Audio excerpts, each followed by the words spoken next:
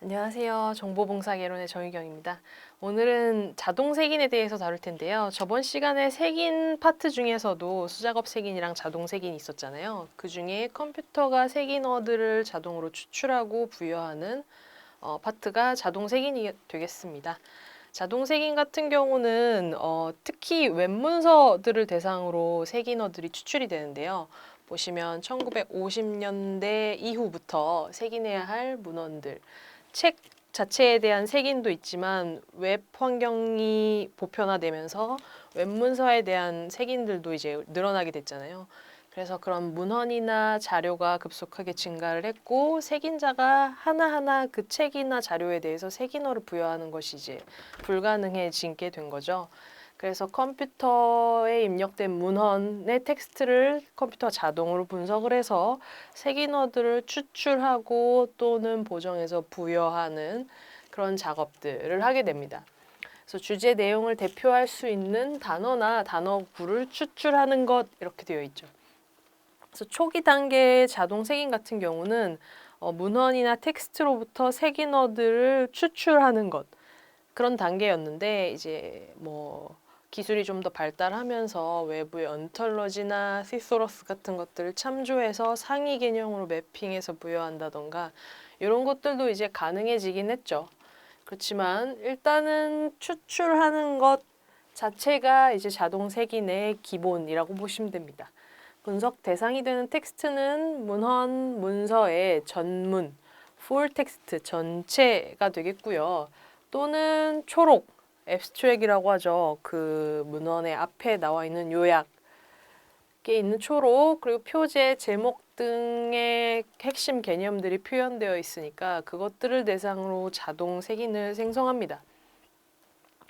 대량의 자료, 원문 또는 서지 정보에서 중요한 단어나 개념어, 주제어, 색인어를 추출한다 였고요. 핵심은 대량의 자료이기 때문에 자동 색인을 하는 거죠. 중요한 단어나 개념을 추출한다. 그래서 즉 텍스트를 자동으로 처리해서 단어를 추출하는 것 자체를 자동 색인이라고 합니다. 이 자동 색인의 기본 가설은 문헌에 출연한 단어들은 문헌의 내용 분석을 위해 사용될 수 있다라고 되어 있는 거죠. 이 문헌의 주제를 알고 싶고 내용을 알고 싶으면 그 안에 사용된 단어들을 보고 내용을 알 수 있다라는 것이 이제 가장 기본적인 가설이고요. 단어의 출현 빈도가 이 단어의 주제어로서의 중요성을 측정하는 기준이 된다 이렇게 되어 있는 것은 그 단어가 많이 나올수록 이 문헌에 여러 번 출연할수록 이 문헌에서 중요한 단어다라는 얘기죠.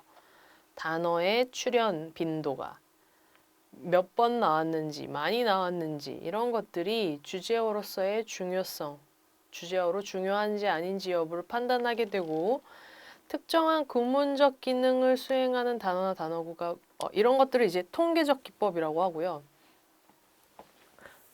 통계적 기법이라고 하는 이유는 통계적으로 몇 번 이상 많이 나왔다 뭐 이런 식으로 수치화해서 볼 수 있기 때문에 이런 것들을 출현 빈도에 기반해서 색인을 하는 걸 통계적 기법이라고 하고요. 그 다음에 특정한 구문적 기능을 수행하는 단어나 단어구가 문헌의 내용을 대표한다. 이런 가설.